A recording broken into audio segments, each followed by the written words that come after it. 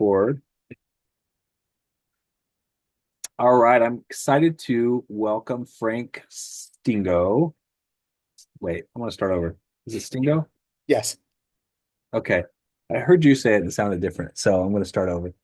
Excited to welcome Frank Stingo to this conversation. Frank is one of our mentors at LinkedLeaders.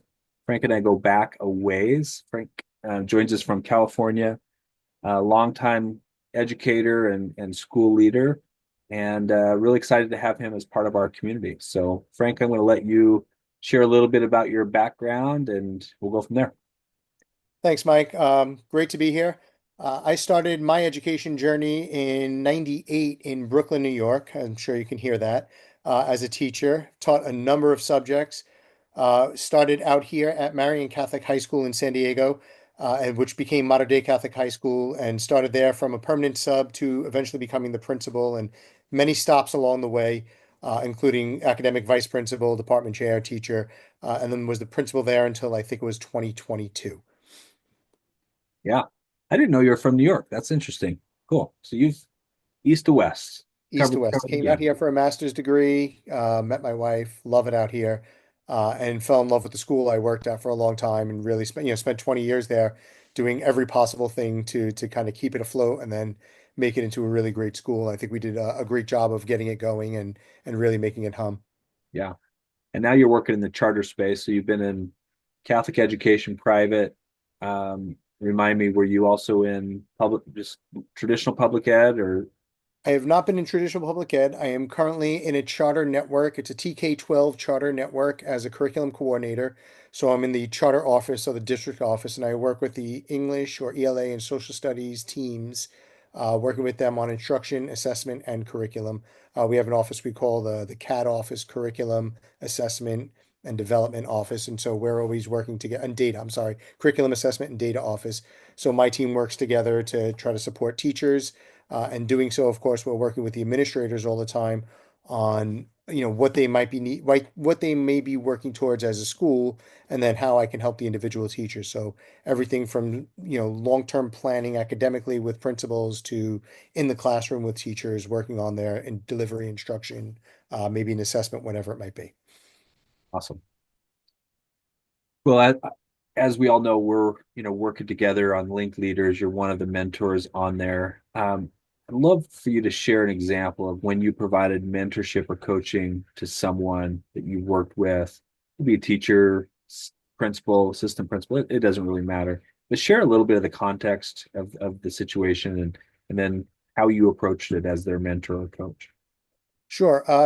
I try to coach and mentor people similarly to the way I was coached. I worked with someone who's had a tremendous influence on me and really helped me. And really the approach was personally, it started with what I needed. And so, on a daily basis, I'm working with teachers and I try to get what they need and help them through it. But that's usually a smaller issue. I think back to while I was at Mater Dei as the principal, I had an assistant principal who was struggling personally and needed to try to head back home. So we kind of talked about what her personal goals were and what she needed. She too loved the school and really didn't want to leave, and we worked really well together. But what was best for her was being able to get going and get moving towards home to make her personally fulfilled. And I think that's a really important part because you could see the difference in her performance at school and what she really wanted to make happen at the job was not happening because she wasn't fulfilled personally. So I tried to help her out and gave her great recommendations and whatnot, but she wound up leaving mid-year and was really nervous about that. And I was super supportive of it because it was just the right thing for her. And I think that's really important in our lives to make sure we're doing the thing for ourselves so that we could lead better.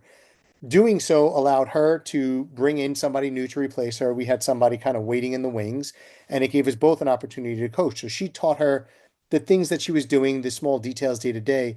But I spent a lot of time with this incoming teacher, incoming vice principal, really trying to help her learn her leadership style. So she was excellent at building school spirit. She was, over ASB and campus ministry and things like that. And I was able to help her come out of being a teacher and thinking of herself only in charge of 35 kids at a time to really you're dealing with the 1,200 students in the school, and what that looks like to really be a leader. And I think that's really important as we take on leadership roles to understand what it is to lead. We lead people. We bring people along. We help them find their love and their passion in the work that they're doing. Most of us in education are really passionate about what we're doing and passionate about children, but how we express that, we have to realize we're leading. We're not just teaching anymore. Not that one is better than the other, but we're now dealing with the whole and recognizing the good for the whole school. And so we spent a lot of time together helping her find her leadership voice, helping her find her ability to work with teachers, work with colleagues, helping them to see her as a leader, not just as a teacher. She faced the same thing I faced as being a kind of a popular teacher and friends with everybody. But as you become a leader, you can still have those relationships, but they do morph. And that's challenging. Leaders often feel alone. And so when we work together, when we're with not just our colleagues at a school site, but district-wide, charter-wide, nationwide, statewide. We have colleagues across wide geographical spans that helps us understand that we're facing similar situations. So having that kind of connection, that kind of rapport with her, I think was good. She wound up leaving and moving back to New York to do what she needed to do with her family and start her family. But again, she has a wonderful career ahead of her, and I'd like to believe I had a small piece of that. So Yeah, absolutely. Sounds like she was lucky to have you and help guide and coach her up into getting where she needed to go or wanted to go. That's awesome. yeah. As you think about your expertise, your experience, your passions in leadership, what is maybe that question that might come from a school leader or the challenge that comes from a school leader that they were coming to you that you would just be like, okay, this is my sweet spot. I'm so excited to be able to work with you on X question. What would be that challenge or that question or that area of support that you would just get super excited if it came to you? Great question. I think there's two parts of it. One, the first part for me would be what I'm doing right now is probably my professional sweet spot, curriculum assessment and data, and using data to drive instruction. But that is often feels very cold. And so the connection piece of that is finding your passion in what you do. My coach really helped me to understand or to think about where I wanted to take the school, what I thought was super important for education, not just my school, but just education in general, where my educational philosophy was, and then start driving that into the school. And what that allowed me to do is really think about, all right, I think this is important, figure out what I thought was important, and then how am I going to implement that in the school? And the trickle down effect from that was starting to align programs with our philosophy. And so as a leader, I think a lot of times we inherit stuff that's been around for a while and we let it sit there. It's the way we've always done things. It works. It's not broken. Don't fix it. But when you start thinking about your educational philosophy and what you're trying to achieve as an educational institution, an elementary school, a high school, whatever it might be, do your policies really support the educational program that you're trying to provide? And looking through that and really auditing that is very similar to all the way in the classroom, auditing your students' performance with data. You have to let that speak to you and really be receptive to it and understand that it might hurt to not have it all aligned, but it will be much better when we face that and deal with it and take it on. So it's a really hard challenge, I think, but I like to dig into that kind of stuff. So that would be where I'd be really excited to work with people.